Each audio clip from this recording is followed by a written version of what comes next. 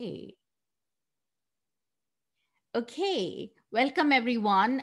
So today we'll see so many different types of yogas, and I will go into like a couple of them, like Surya yogas and Chandra yogas.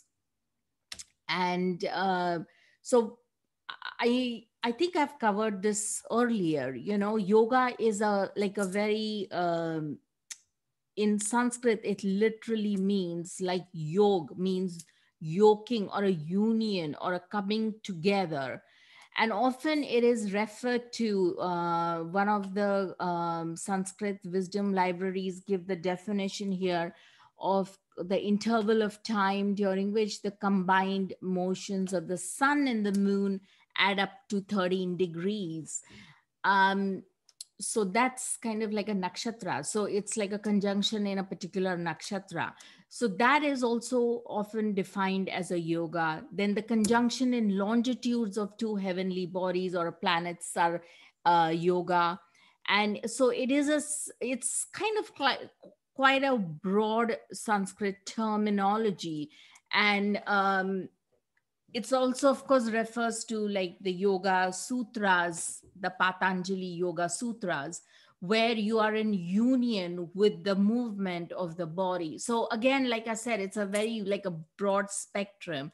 But when we talk about Jyotish, we are talking about a connection, a deep connection between two planets. Now, whether these, which is nothing but like a sambandh. Now, sambandh is like a relationship, like a yoking, like a coming, like a aspect, but it's sambandh, it's like a relationship, literally. That's the Sanskrit word.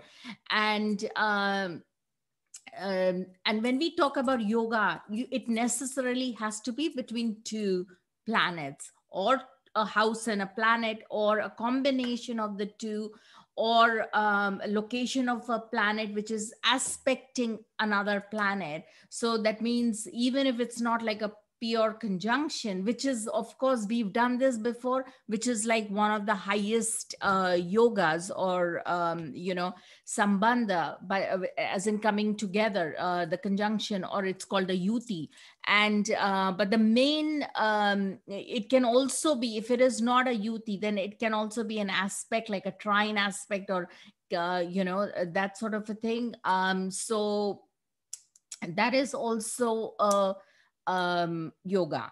So, but you need two factors, or two celestial bodies, or a graha and some other, like a house, to be in, or aspecting a house, to have some kind of like a dynamic going on of a yoga. So that is very important to remember. You can't, a single planet can't have a yoga by itself. It may be aspecting somewhere else, then maybe it will form a yoga, right? Now we have many, many, many different types of yoga. In fact, the even before we go into a chart, right? When we do the panchang, there's a video of mine on the panchang, and you can have a look there. And I may try to dig out some other, I think it's on my website, on if I remember correctly, on the various yogas which are formed. There are, I think, 27 or 29, 30 yogas, yeah, formed by the tithis, and the nakshatras. So each of them have a particular sort of meaning. So I will give you an example at the end of it, through charts and stuff. Like you have like Shiva yoga and Brahma yoga, and many, many, many kind of yoga. There are about 30. Each of them have a specific one. Vishakhamba is a very it's like one of the first yogas. And so each of these yogas happen in the Panchanga. And this has nothing to do with the chart per se. This is only the nakshatra and the tithi and things like that. So that is also a very strong yoga. And here I've said, under miscellaneous yogas, The Amavasya yoga, which is also a dosha, is also a kind of a yoga. Then we have Kal Sarpa, Kal Amrita yogas, Graha Malika yoga. So there's like tons and tons of yogas. The main ones, of course, we begin always with the Surya, which is the Ravi yoga, the Surya yogas, then the Chandra yogas. The Raj yogas are givers of power, fame, status, authority. Those are the Raj yogas, right? Which is a very widely used term. A lot of people use it quite loosely. And Raj Yogas literally does, as the name suggests, Raja is like kingly combinations. So it is, sort of equates to power and fame and status and authority. Raj Sambandha Yoga is association with the king. So Raj Sambandha is sort of not, it is kind of a Raj Yoga, but it is in connection with the king, in association with the kings, or people in power and things like that. And that adds impetus to the chart, if you have those combinations. Dhana yogas are wealth giving yogas, very, very, very, as in strong and things like that. The Lakshmi yogas and all of that come under the umbrella of Dhana yogas. Sannyasa yogas are like where it is Pravrajya yoga, that is where you're moving towards spirituality, where you're trying to give up everything in this life, all material stuff, and go to austere measures, or be a sannyasi or sannyasin, whichever the case may be. Um, uh, Nabasa yogas are celestial combinations, which we will see. We'll see a little bit today if we have time. Then we have the Mahapurush yogas. Those are given by the Tara Grahas. Tara Grahas is if you remove the luminaries, right? The sun and the moon. Then we have the Panchatattva.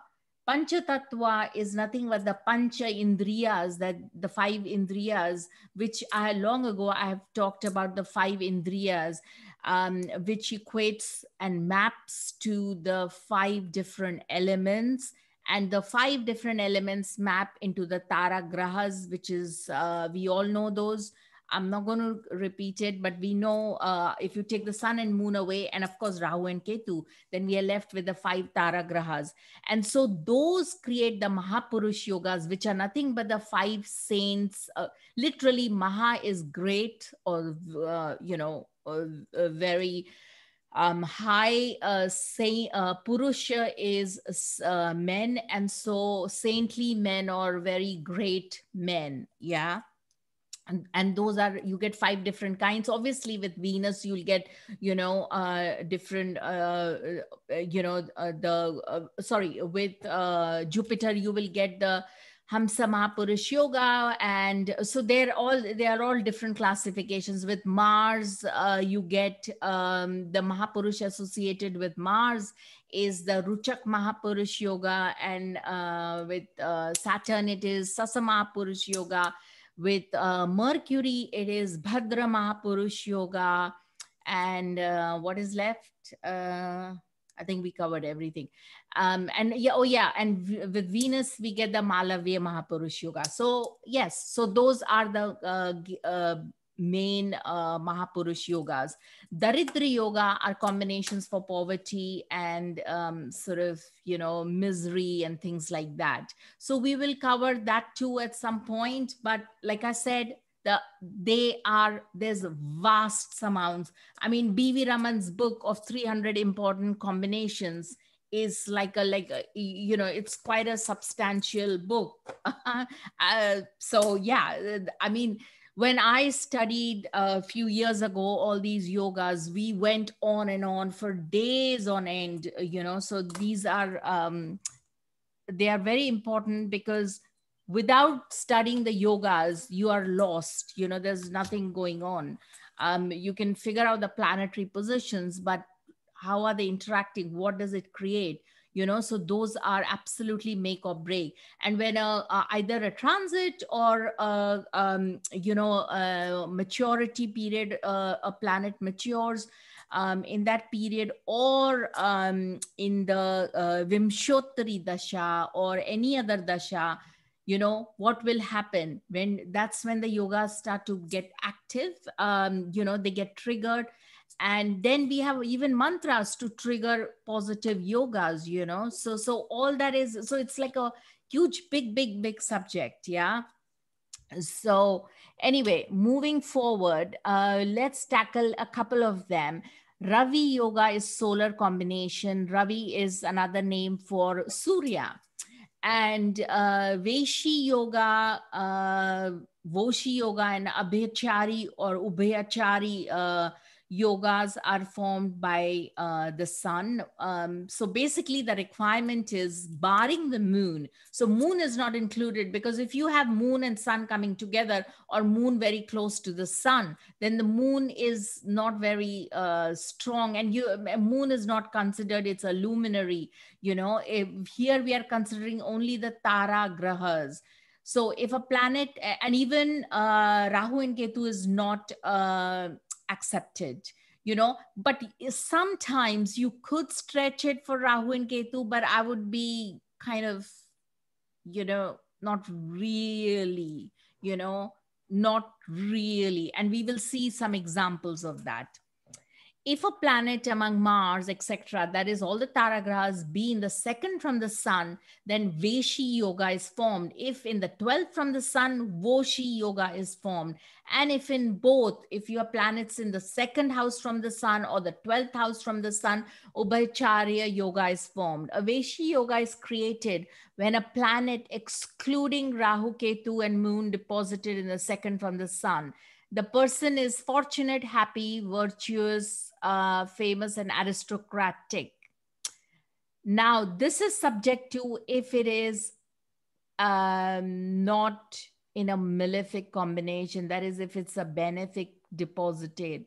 If it is a malefic, then it's a papaveshi and is caused, while if it is a benefic, then Shubhaveshi is caused. The degree of the yoga to be good or bad depends upon the sun and the planets causing the yoga. So again, it depends on how the sun is.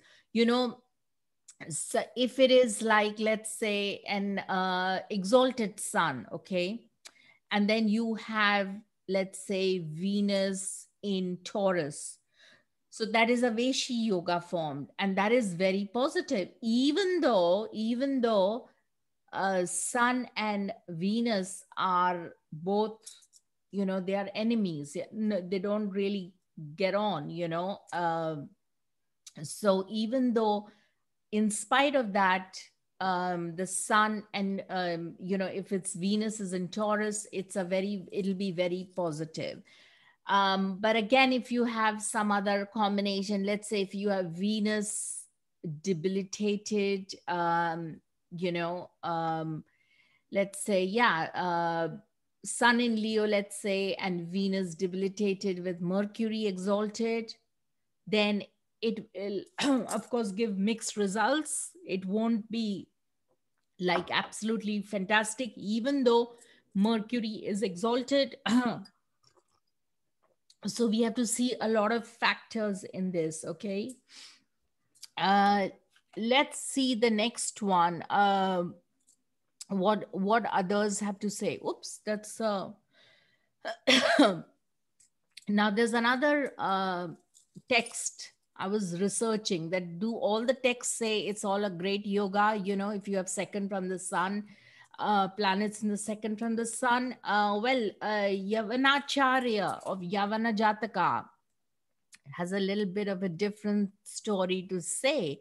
He talks about he who's born under Veshi is a man of weak voice, whose actions are despised, weak in both eyes and downward looking. He's worn out with sorrows, and the upper part of his body is bowed down.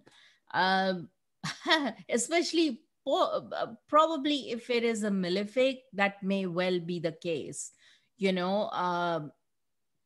because remember, when it is second from the sun is what you are going to encounter. You have to, it's how your intelligence will work, and so so in a way, if you have malefics there, it's kind of not very nice. And he who was born under Voshi has clearly distinguished voice and possesses energy, strength, memory, and good conduct. His body is firm and powerful, and he casts his glance upwards. The front of his body is broad.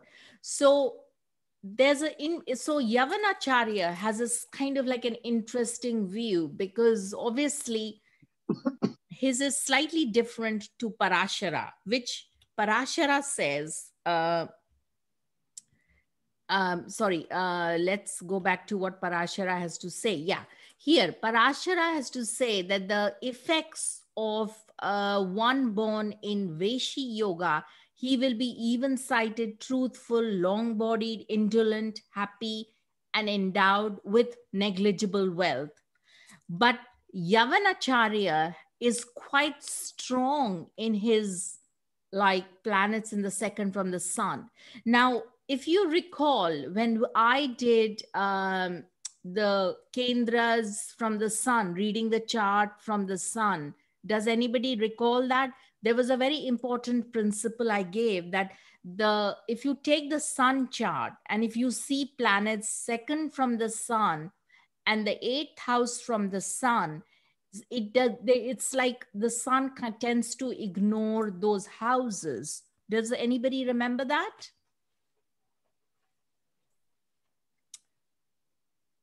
Guys, hello. No, I don't remember. Probably I didn't join that time. Okay, but that is a very strong dictum, that if you go back to that recording, it does say that if you have sun second second house from the sun is kind of ignored, and the eighth house is totally ignored. So so coming back here, so perhaps even Parashara also is not very happy. He's not like ecstatic about the combination of second house planets in the second house from the sun. It's like long body, truthful, sure, and indolent, so kind of lazy, happy, and so not much of wealth. But if somebody is born with planets in the 12th from the sun, he will be skillful, charitable, endowed with fame, learning, and strength.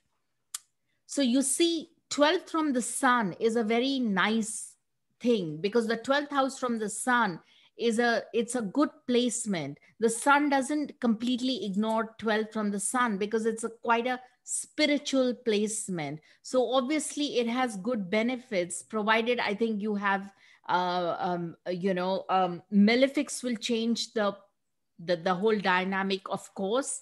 And of course, if you have Ubacharya, which is like the native will be equal to a king, that means you have planets in both sides of the sun. Second from house from the sun and the 12th house from the sun, then the native will be a king, equal to a king, or be happy. That is fantastic. So ideally you want that, but not quite sure if you want the Veshi yoga, especially if it is formed by a malefic. So, and benefics causing Veshi and Voshi or Ubachare will give the above mentioned effects. So yeah, so coming back to Yavanacharya, he doesn't quite like the basically he prefers the Voshi yoga, which is, he also says, people born under Voshi has a clearly distinguished voice, possesses energy, strength, memory, good conduct. His body is firm and powerful, and he casts his glance upwards. Front of the body is broad. And then he goes further to say that if Jupiter in Veshi produces a man with distinguished friends who knows of many hoards.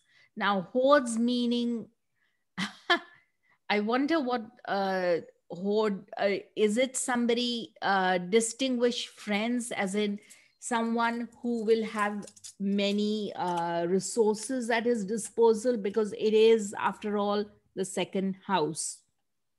It could be. So while Venus, one is enervated in his actions and whose movements are slight, a coward who obeys commands and orders of others. So, wow. So, like I said, but Venus being an enemy of the sun, perhaps, it is going to be a slightly watered down, especially if it is Venus in Taurus, like the example I gave you. We will find some charts. Mercury, an obedient and gentleman of little strength, a slow thinker who is overcome by shame and is fond of food. Ah,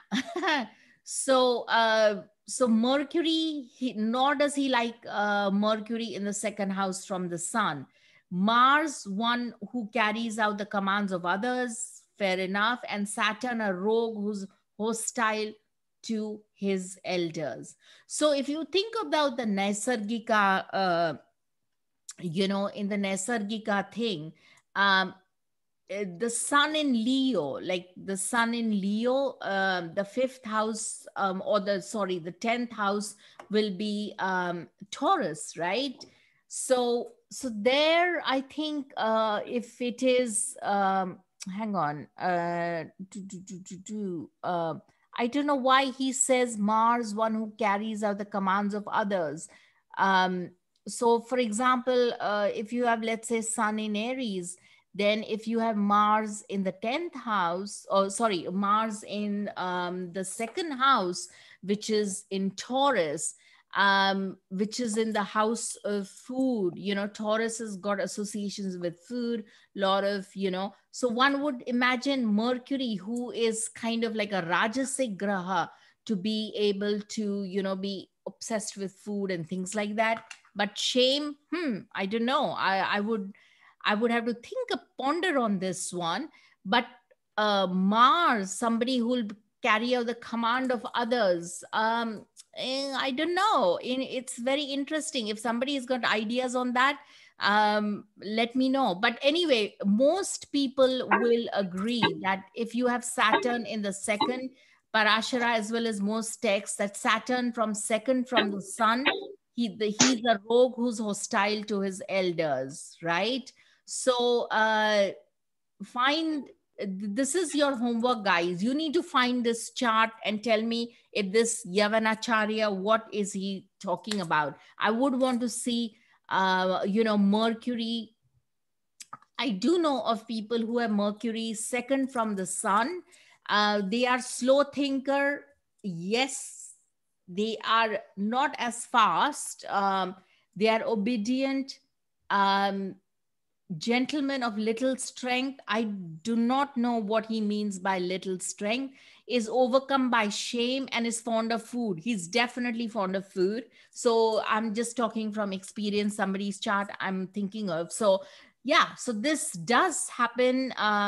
This is true up till a point, but I would strongly encourage you guys to test all this out.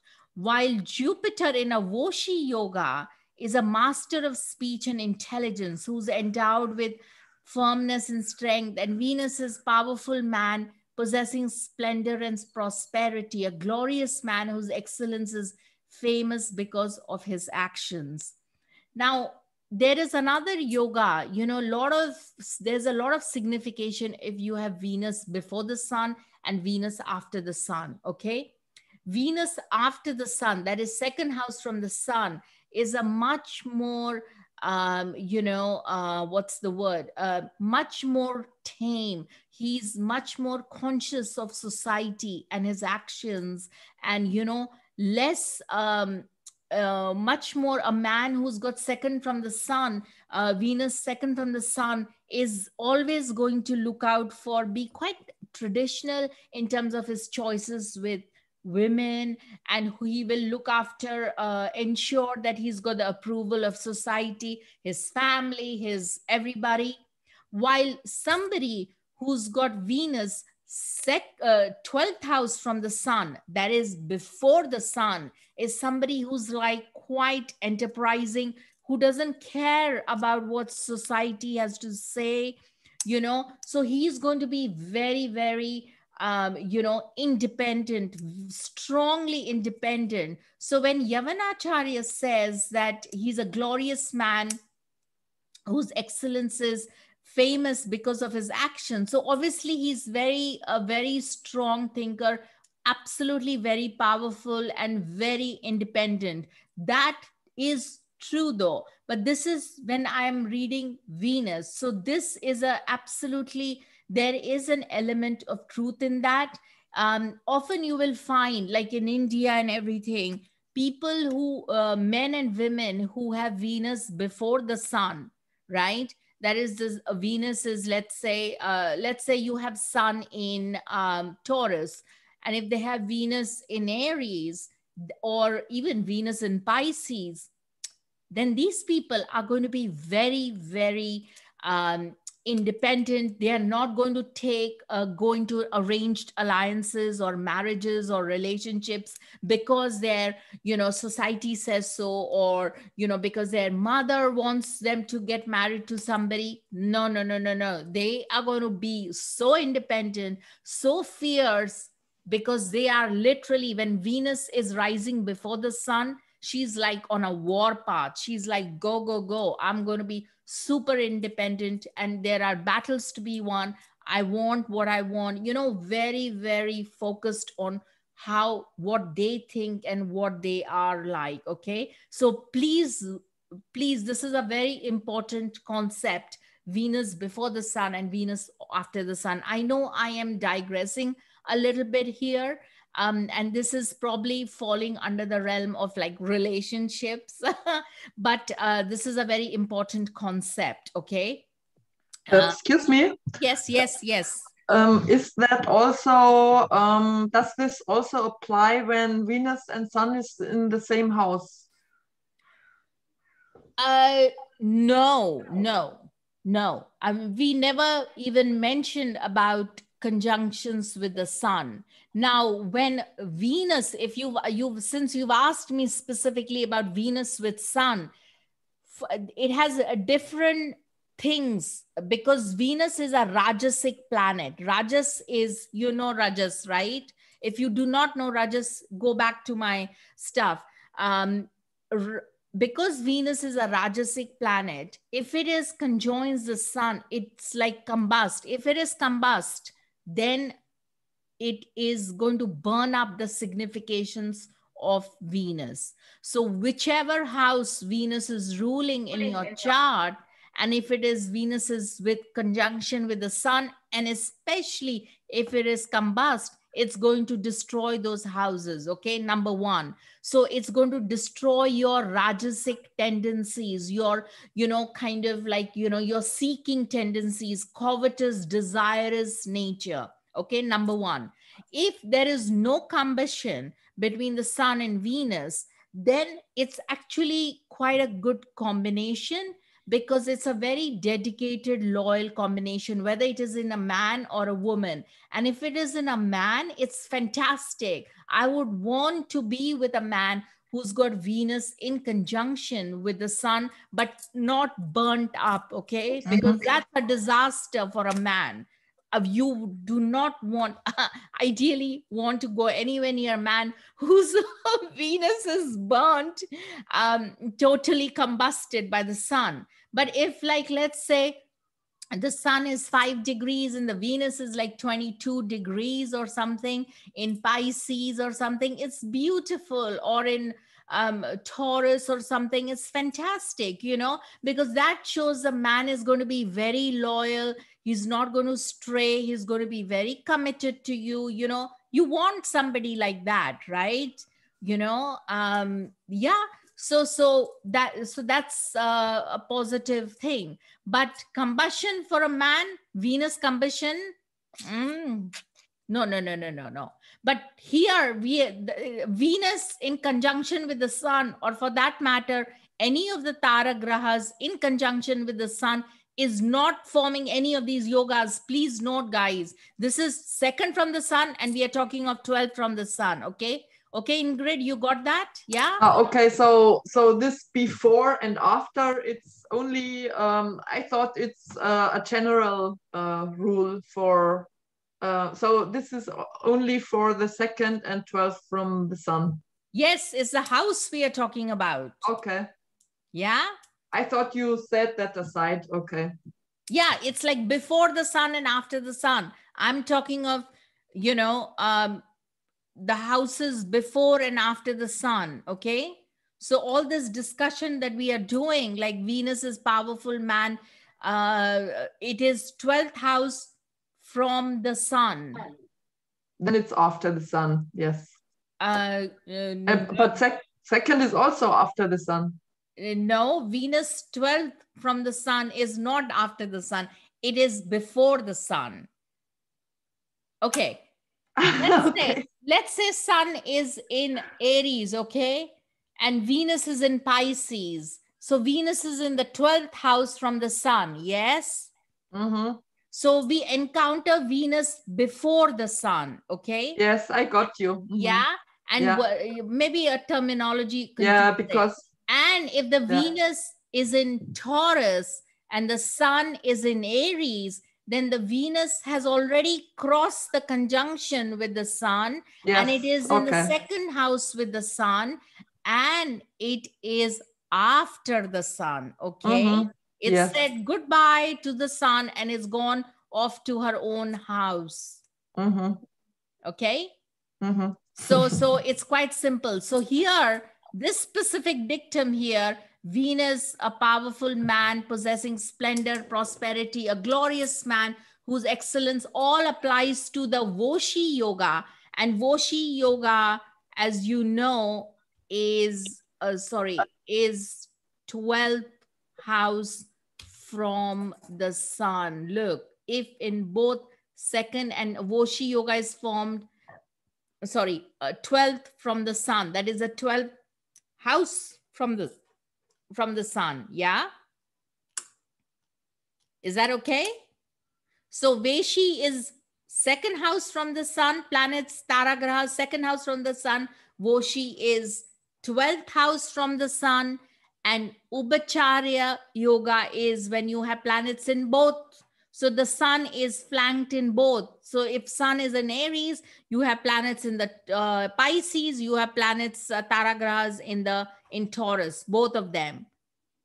Okay, which is according to Parashara, it is fantastic. Native will be the king, equal to the king, and be happy. Okay. Okay. So let's move forward. Where were we? Yeah. And if it is Mercury is in Voshi yoga, then the man who carries out the orders of others, man who is famed in battle and whose arm is unequaled. And Saturn is a slanderous person whose actions are merciless. Each one is to be described according to the nature and qualities of planet's position. That is the nature of the planet, of course. And this is in Voshi yoga. Okay, this is the 12th from the sun. So obviously, it is much nicer to have something 12th from the sun. And the reasons are obvious. As I told you, if you go back to my sun, read the chart from the sun. In previous recordings there I have clearly mentioned that second house and eighth house is a bit tricky when you read the Surya chakra. Okay, let's try this chart. Anybody wants to give it a go? This is the chart of Jeffrey Archer. We know about him. No idea. Who is he? He's a great writer. Well, he's still living, but he's a prolific writer, and a lot of his stuff is made into films and stuff like that. Anybody, guys, does anybody want to have a go at this? Hello? He has Mercury and Jupiter in the 12th from sun. Yeah. Fabulous. So then he should be eloquent. Yes. And carry out the order of others. And he should be famed in battle. He is. He's a very, very famous writer, and he writes all kinds of books. And, Okay. he's absolutely fantastic. And then Jupiter also master of speech and intelligence and prosperity, yeah, glory and excellence.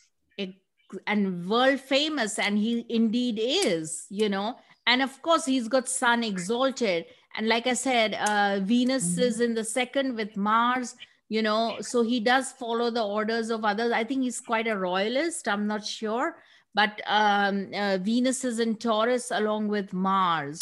So this is a very powerful combination going on here. So he has both the yogas going on. Yeah. Yeah. You see that? So is everybody familiar with this guy, Jeffrey Archer?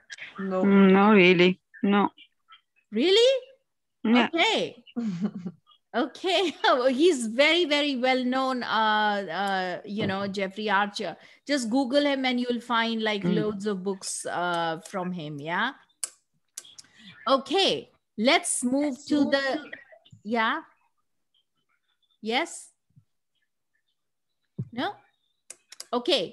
Now we come to the Chandra Yoga, which is the lunar combinations, which is Sunafa, Anafa, and Durdhara yogas.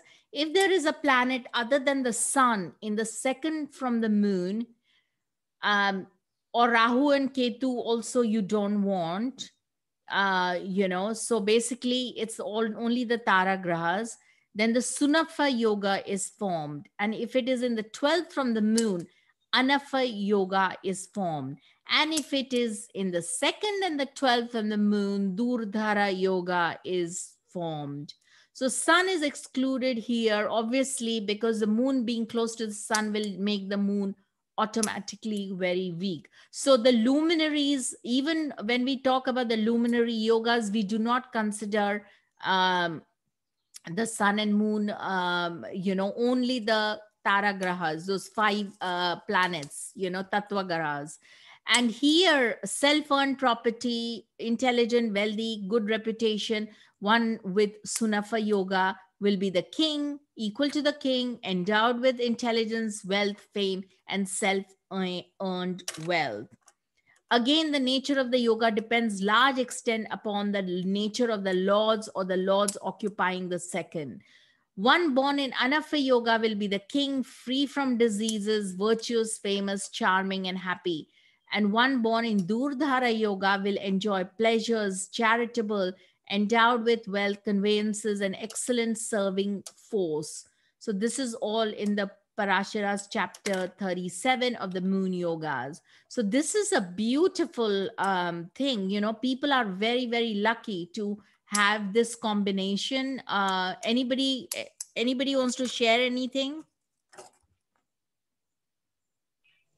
Well, I have planet before, in the second, the 12 from sun and moon, but I am also Amavasya. So Yeah, I don't know if it counts. I mean, I have Mercury in the second, but I'm not fond of food at all. yeah. So maybe, I don't know if it's temporary because I'm under Saturdasha, I don't know. So Yeah, I it's know probably okay. influence because I liked food before, but then but then I was going to ask you, but my 12 from the sun and moon is Mars, which is a malefic, but it happened to me also my Lagna Lord. And Yes. also in Digbala, so it's still a malefic. Yes, indeed. That's you have a very, very it's a Siddhi. You've got one of the Siddhi yogas when the one of the Lagna lords, or for you because you're Scorpio Lagna, your Mars is in the 10th house. It is called the Siddhi yoga. Siddhi yoga is a brilliant yoga. It shows somebody who is a phenomenal learner, who will learn things very quickly, very fast. Mars is in Digbal. Now, the trouble with Mars and Digbal is that, those companies die off, it kind of, it's, you have to deal with it in a very delicate manner, because Mars and Digbala is not always kind of going to give you like superb results, but it still has the blessings of the Yama, who's the lord of that yoga. And not just that, the Amavasya yoga is a very, very strong yoga in your chart, so it's like there are so many yogas like which takes precedence. So when you're in a I certain, see. you Okay. see, you I understand see my point. yeah, Yeah, because it's about layer. You have to dig deeper and deeper. So you have to prioritize. Otherwise, you absolutely. get confused and can be also actually saying the opposite. Sometimes if you take principle, each principle isolated, sometimes they can contradict each other. So you get puzzled and you don't know what to do. Absolutely. So the sometimes the well, the results of all the yogas are given only in certain points, at key points, when they are triggered or they are made to trigger, or in the particular dasha which will trigger the yogas. That is the beauty of the yogas. They have to be triggered. There are yogas that can lie dormant, or there are yogas that can completely get destroyed. So there are Yeah. so many aspects to it. But anyway, like I said, we will come to, this is a vast topic. Like for examples, for Scorpio Lagna, for Mars Lagnas, you know that, Margarita, that for Mars Lagna, it is a huge Raj Yoga to have Sun and Moon together, right? So for Aries Lagna, if you have Sun and Moon together, and for Scorpio Lagna, Sun and Moon together, it's a fantastic Raj Yoga. And the reason is quite simple. For Scorpio, the ruler of, it's Kendra and a Kona, that a Vishnu Sthana and a Lakshmi Sthan, right? The trine lord, and the moon is the trine lord. Ninth house, one of the highest trine houses, and the 10th house is the house of Leo, which is the ruler is the sun, which is a great Vishnu Sthan. So when those two come together, wow. So sun and moon for Mars Lagnas are absolutely fantastic. But you still cannot, like I said, remember when I began earlier, where is it? When I said here that there are miscellaneous yogas from the Panchanga, and then there is Amavasya dosha, Yeah. then sun and moon are together, it is kind of an Amavasya. So you have to, there are many, many factors that have to be evaluated before you say, wow, this is going to work. Yes, it will work. Exactly. It will work. That Raj Yogas of yours will work at one point or two, at some point. We just have to figure out when and how, and what we have to do to activate it. Yeah. Okay. Yeah. So it's basically layers. And then, is the ability of astrology to understand what is more relevant. Yeah. And it's also trying the to, art of interpretation. Yeah. yeah. And it's not just about interpretation. Sometimes you want, the yogas are lying dormant, they are not able to fructify. Maybe why, one of the reasons, maybe one has a, let's say if you have a Lagna Lord, let's say Leo Lagna, okay? Sun is in Sun is in Aries, exalted. Wow, everybody will go, wow, fantastic. Ninth house, Sun exalted, Lagna Lord exalted, high ideals, sure. Then you look at the Navamsh chart, and the Sun is in Libra. Whoa, that's like complete bhang, Raj bhang yoga. Planets in debility in, provided they are a part of a formation of a very strong Raj Yoga in the Rashi chart. If they are in debility in the Navamsh chart, then it's a Raj Bhanga Yoga. So then you have to remedy that. You understand what I'm saying? So, things have to, one has to kind of evaluate many, many factors on that. Thank you. Yeah. So, short question. Yes, yes. So if you have Scorpio Lagna and Sun and Moon are opposite to each other, does this other Raj Yoga, which says that if they are in one house, does that mean that the opposite is the case then this opposition is not so good any longer? No, opposition is fantastic. Oh, okay. Because then it's Purnima, right? Then the moon is, when moon is opposite the sun, the moon is very, very strong. My God. The trouble is the conjunction. When the sun and moon come together, it becomes Amavasya. The moon is losing light. So remember I said it's Amavasya dosha. It's a problem, you know. But it is still a Raj Yoga end of the day. But you cannot take away the fact that it is also Amavasya dosha. Okay? Because that's kind of like, it's like on top of all that, you know, it's there, you know. So you understand? So it's like wearing many layers of clothes, and then depending on what the season is, you're peeling off the clothes, you know. And but you still cannot take away the fact that fundamentally, you know, there are many layers that you have to go through, you know. So you have to just figure out which layer is going to work and which layer is not going to suit you, you know. But some layers are there, you know, they're going to be permanent. Sun and moon is Amavasya. You can't take away that particular dosha, but you have to deal with that dosha, you know. Sun moon is a problem. You have to deal with that problem this lifetime. If it is in the Rashi chart, you have to deal with it in the Rashi. If it is in the Navam's chart, sun, moon coming together, then you have to deal with it in the relationship arena. But you have to deal with it. You can't ignore it and say, oh, I've got lovely Raj Yoga, you know, fabulous. How come it's not working? Well, yeah, because it's also Amavasya, yeah? Thank you. But if it is the opposite, you know, if your Scorpio Lagna and your sun and moon is opposite, like Angela Merkel, if you look at her chart, she's, I think, Scorpio Lagna, and she's got, I think, sun in Cancer and moon in Capricorn, right? In the ninth and third house. That is fantastic. So she's like, of course, she's got Raj Yoga, you know. I'm not Angela Merkel, you know. So you see, so there is a lot of weightage to having the contact of sun and moon, some aspect of sun and moon in for a Mangal Lagnas, you know, Mangal ruled Lagnas, yeah? Okay. Yeah. So thank you. Yeah, you're welcome.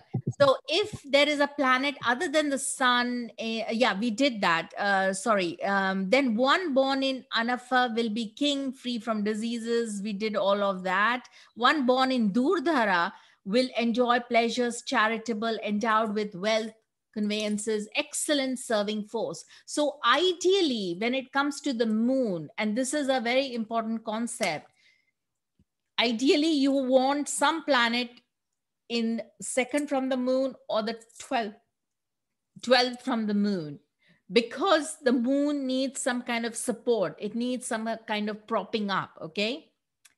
And what happens if there is none? Ooh, that's when we have the famous Kemadruma Yoga. That's like a real, it's a very, very famous and very potent yoga. Are people familiar with the Kemadruma Yoga? No. Right. Well, I heard that the moon doesn't likes company, but I didn't know that is because also there is a yoga. Yeah, it is. It has got, if you Google and Kemadruma, there is loads and reams of data on the Kemadruma Yoga. It is a very, basically there are no planets, second house from the moon and 12th house from the moon. And so, or in the Kendra from the moon, then the Kemadruma Yoga is formed. So Kendra from the Lagna, and some people say nothing in the Kendra from the moon. Now, this is for research, okay? We will come to what I'm trying to say. One born in Kemadruma Yoga will be very much reproached, will be bereft of intelligence, learning, reduced to penury and perils. But it's really, there have to be exceptions, because this is quite a dire yoga. Okay.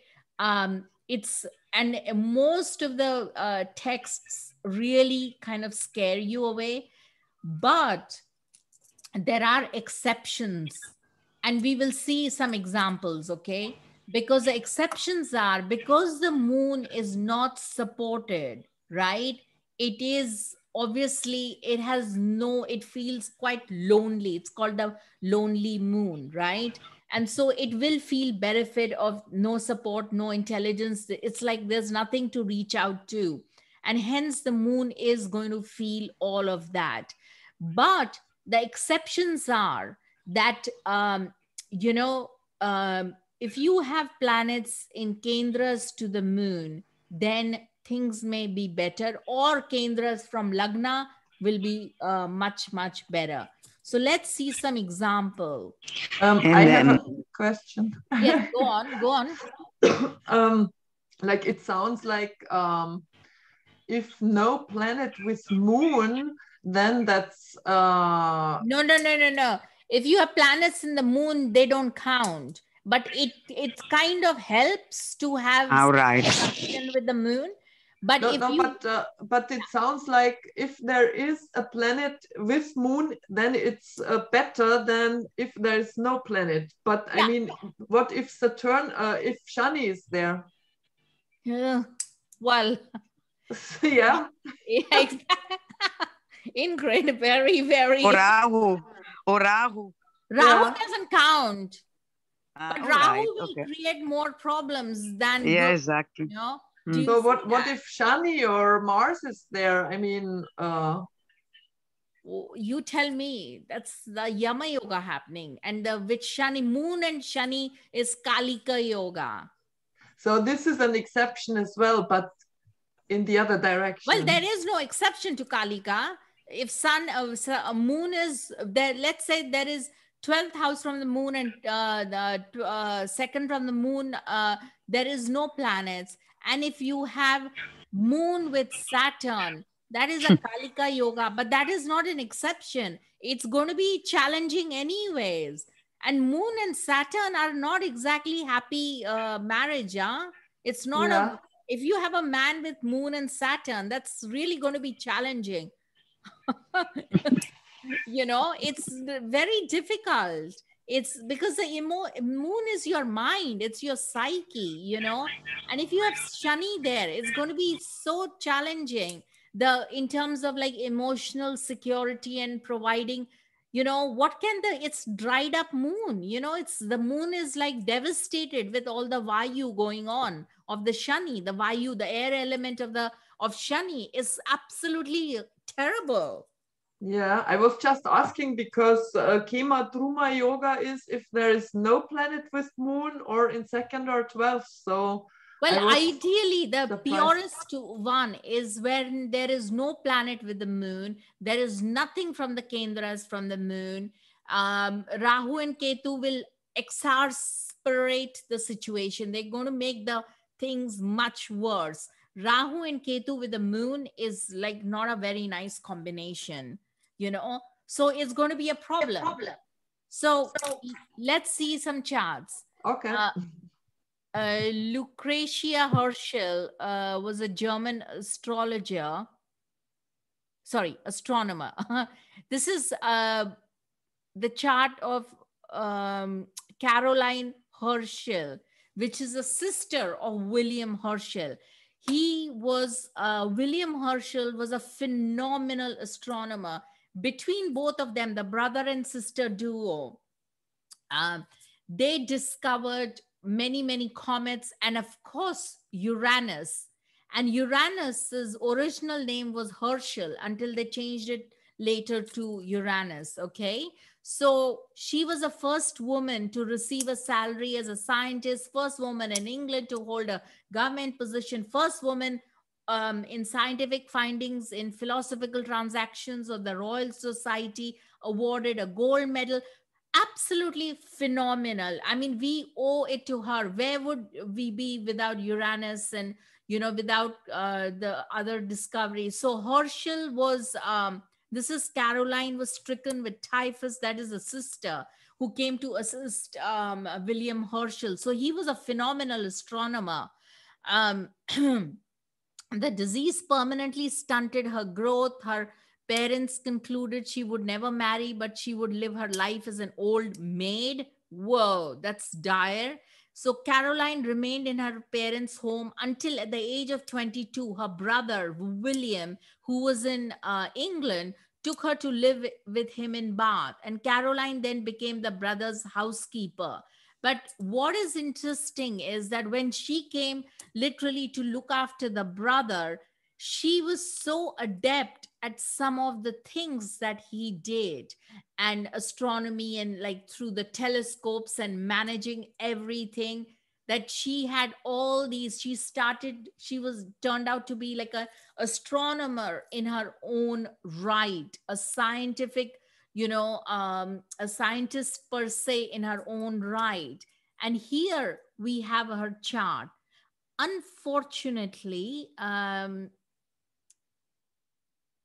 I think her timing is no, her timing is correct actually. So there we have, I'm not quite sure, there is a mixed sort of, some places it's 12, some places it's 11:45. But let me just go back to, sorry, I'm going to share the screen in a moment. Give me a moment. Okay, one sec. Okay, give me a moment. Let me get her chart out, and then you will. Okay, no, that's chart is fine. Okay, so that's okay. That's correct. As in, there is no data available for her chart. So let's just continue with that, because lack of time is not quite clear. And the data bank, I think astro.com gives a very X rating on, in terms of like Rodden ratings for the birth time. But anyway, here we see that the moon is with Ketu. Can everybody see that? The moon with Ketu? So somebody asked me earlier that what if the moon is with Ketu? Well, it doesn't help. But let me tell you, now, does she have a Kemadruma or not? Yes. Yes, absolutely. She does. Yes. Because we are not counting the nodes. Rule number one, moon and nodes are not to be counted. Moon and sun are not to be counted. So if there was sun in the 12th house from the moon, or the second house from the moon, we would not count that. That's irrelevant. Then we have, there are no planets second from the moon and 12 from the moon. Nothing. Yeah. There's nothing. It's blank. Yeah. Mm-hmm. So where's the penury? What happened? What went wrong then? Because this is Parashara's dictum. This is from Parashara. Will be very much reproached, benefit of intelligence learning reduced to penury and perils. Well, yeah, I guess it's Ketu with the moon. Ketu is like sharp-minded, right? Very good in mathematics. So yes, absolutely, you're right about that. But is debilitated. Sorry? Is not Ketu debilitated? Of course. Ketu is debilitated, but that's not what we are looking at. We are saying what went wrong with the dictum. Exception, you say that exception exists. Yes. Maybe it's one of the exceptions. Absolutely. And this is a very key exception. And we haven't done the yogas from the moon. Reading the Chandra Lagna. We haven't done that. Just like we did for the Surya Lagna, reading the Surya Chakra or Surya chart, we have to similarly put the moon as if it's the ascendant, which is absolutely very common in India. Everybody does it. You have to do it.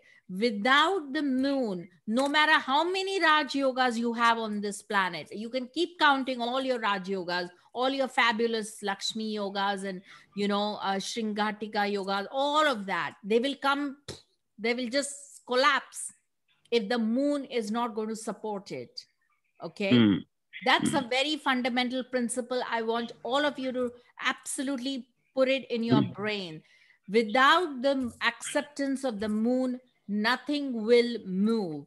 The sun will instigate the Raj Yogas, but to sustain a Raj Yoga, it has to be the moon. The moon has to support the Raj Yogas. If the moon doesn't like you, doesn't like the yogas, you're going to exit the planet. So then that becomes very important that in the Kemadruma Yoga, right, there are many, 2, 3 exceptions. One is you have to first look at from planets, if there are planets in the Lagna chart, that is from the actual ascendant. But here we don't have our birth data. So forget about that. So, it could be anything. She could be Gemini Lagna, with moon in Lagna. Probably, who knows, right? So then the second one is, supposing there are no planets from in the Rashi chart from the Lagna, then what do? What do you tell somebody? Will you have the heart to tell somebody, oh my God, you're going to die in poverty and absolute penury and misery? No. Then you look at from the moon, you look at what are the kendras from the moon. Okay. Now let's analyze her. Can somebody tell me from her moon, what are the kendras from the moon and what are the planets from her moon? So the third house is one. Third. We are reading from the moon. Yeah. So 1, 2, 3, 4. Yeah, 4 is the third house. The Kendra. No. Margarita, look at this. If you see her moon, okay, her moon. Okay, let me just like Jupiter is and Sun and Venus are in the 10th. Absolutely. Let me just exit from here and take you directly to the software where I can do the chart for hang on one sec. New share and then take you here. So the moon is in the 12th house. Okay, here we go. So moon is in the 12th. No, Margarita. No. So which chart I'm reading? I don't know. I'm reading the North Indian. Okay, here we go. Here, if we see here, the North. All right. Okay, now it's a different one. You don't need to move here, okay? All right, yes. Okay. So if we see here, in all these charts, we don't have to move. That's the beauty about the South Indian chart and the Surya Chakra chart, okay? Here, if we read the chart from here or here, see all the Kendras. There are 3 planets in Kendras and an exalted Venus who's the Atmakaraka. My God. That shows, and Venus in Pisces, Jupiter in Pisces. Absolutely fantastic. Superb. And Sun in Pisces. That is superb. Sun in Great Digbal. And Venus, even if it goes and gives the results of Virgo, but because it is, in as if it's in the 4th house, it's, it's very positive. Yeah. And please note, okay, Caroline Flack, Caroline Herschel was born in Hanover, Germany, okay? And she came to live with her brother in the UK, United Kingdom. And so, obviously, one of the dictums, big pluses of the moon, if you have Kemadruma Yoga, is if you leave the country of your origin and go and live in a foreign country, then your entire Kemadruma is vanishes. Oh, that's good. Yeah. Good to know, because I think my son has Kemadruma. So so probably Sun uh, doesn't have Kemadruma. my son, yeah, because he's got, I Oh, your mean, the son. morning, Okay, my sorry, son. sorry. Yeah. So I was a bit, ooh. So I have to tell him to leave, to migrate. Was he born in the UK? Yeah. Yeah. So that's fine. So, But the beauty about it is, if you, her Kendras is packed, 10th from the moon gives you your wonderful, wonderful profession. Always, that's another dictum you have to remember. 10th from the moon will give you what work you will do, what job you will do. It will give you what you are, your big calling. And this is all to do with Pisces.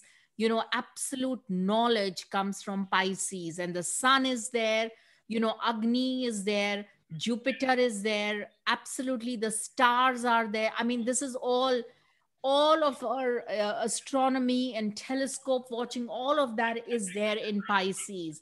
Absolute knowledge. So do you see how wonderful this is, how fantastic this is? Yeah.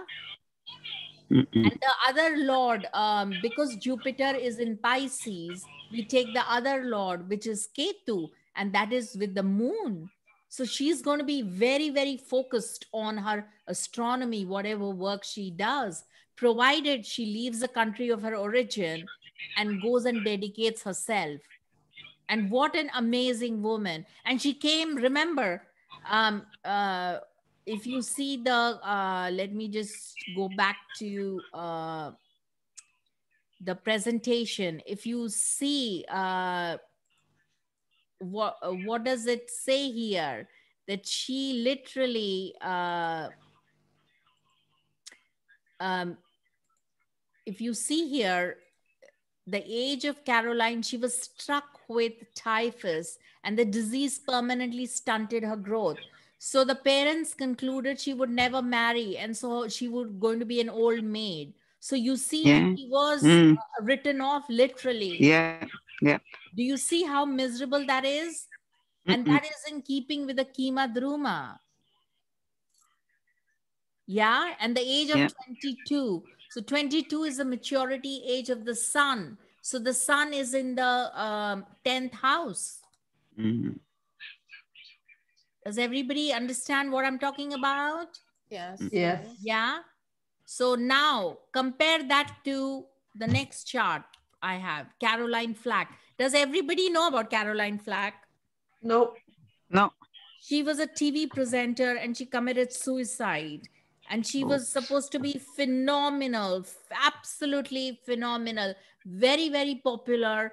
But I think she made a mistake, or I forget what the issues were. But she committed suicide. She hung herself. She was quite upset, but she was on a very, very brilliant career path. Now, if you see her moon, can everybody see her moon? This is also a moon which is in Gemini, okay? Just like the previous Caroline Herschel. But in Caroline Flack's chart here, there is nothing from the there is a Saturn from Kendra to the moon with an aspect of Graha Drishti of Saturn on the moon, as well as Rashi Drishti. Yeah. So you see, and a debilitated Surya. So you see, even her Raj Yogas could not sustain, because the moon was like, no, I can't give you that. Sorry, another life. Is everybody understanding what I'm trying to say? Yes. Yeah. Yes. So from the Kendras, from the moon, there is nothing. And she was born in Enfield, UK. I think she lived in London. So another thing that I want to tell you is, had she gone off abroad to do something, perhaps she wouldn't have had that fate, where she got depressed, progressively depressed, and things like that, and committed suicide. Yeah. So you see, both Kemadruma Yoga, but yet one of them goes down in history, and the other one is commits suicide. And also you said, Sona, I don't know if I remember right, Yeah. another way to nullify if you have planet in Lagna. Did I misunderstood? If you have planet in Lagna, but we couldn't do it with the first Caroline because Yeah. we couldn't see the Lagna. But if we knew the Lagna and there was a planet, this would have nullified. If, for example, you have a sun in Yeah, Lagna. but Caroline Flack has planets in Lagna. If we see her chart, if we hang on. Oh yeah. Do you see that? Oh There yeah, is- yeah. Actually, there oh is yeah, Jupiter, yeah. Mars, Rahu, and Yeah, Lagna. exactly. So what Doesn't happened count. there? So Yeah, it that's not doesn't. quite helping, is it? No, not at all. So basically, the dictum, I think it's one of the dictums that says that one of the dictums, I think it is in Saravali or Brihat Samhita, one of them, there is a very clear dictum that you need planets Kendra from the moon to absolutely overcome this problem. Yeah. So you see the both moon in Gemini, and I think they are both also in the fixed star of Punarvasu, but yet they have absolutely totally opposite fates. And guess what? Caroline Herschel, the astronomer, she died at the age of 97. Isn't that amazing? Yeah. So I still have a question with this Saturn, because I don't have any planet in the 12th and 2nd from the moon, but I have Saturn with the moon. So, but on the other hand, I have opposite sun to the moon. So the moon is strong, but on the other hand, it's weakened by Saturn.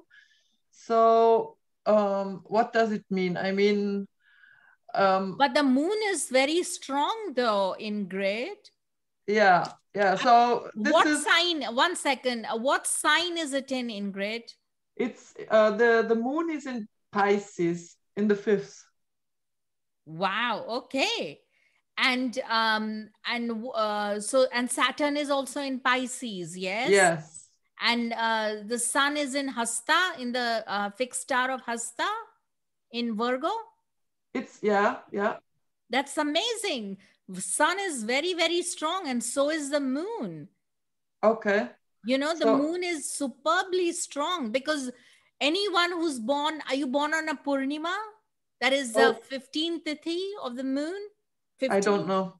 Okay, we'll have to do. Why don't you put up your chart, or send me the details on the Telegram group, and I will put up your chart, and I will do the same with Oksana as well. Oksana, just send me privately your chart details, and I will put it through my software, and then I will put up your chart on the Telegram group, if you don't mind. But you've already put that up, so I'm assuming you don't mind. And what we will do is, and then we will discuss it, because Ingrid, because that the software also gives you the Panchang, which is the Indian almanac, all the Panchang, that is what tithi you were born, what day of the week you were born, what hora you were born, that is hour you were born. So it gives you lots and lots of details. So Ingrid, actually, because your saving grace is the sun, and because the moon and Saturn are very, very strong, it's in the opposite to the sun. You are born on a Purnima, so the moon is very strong under a Purnima. Very, very strong, Okay. Yeah. Okay. So, but yes, were you born in a foreign to the UK? No, I'm born in Germany, but I'm traveling a lot, and I want to move outside of Germany soon. Well, So, you could come to in the UK, because guess what? Just like Caroline Herschel, I'm not suggesting you get a telescope and come and work as an astronomer, but hey, there's no harm in that either. But what I'm saying is, you would be better off abroad, and that configuration of Sun opposite Saturn and Moon will absolutely blossom if you move abroad. yeah, I have this feeling. Absolutely blossom. So keep that in mind and get out, Definitely. So you learned something new today, hey? Yes, sure. We have. Yeah. I also Okay. have that yoga, by the way. My You, moon doesn't have any you support. too. Of course you have. Yeah. Okay.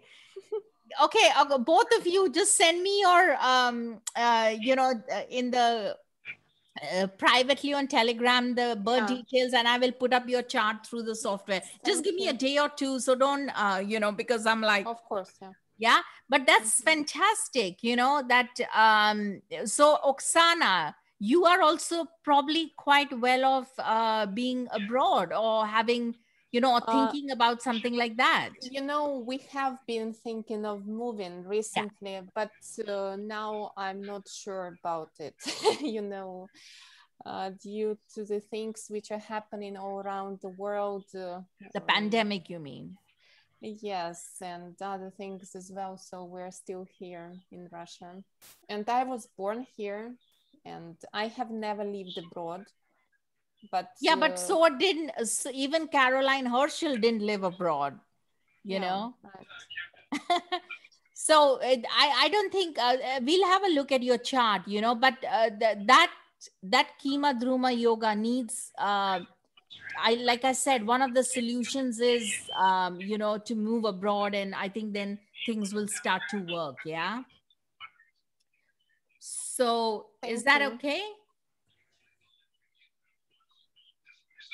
Oksana, let's move. Yes, that's a good idea, it seems. Yeah. You can, whatever you can do in Russia, you can do anywhere, any part of the world, So anyway,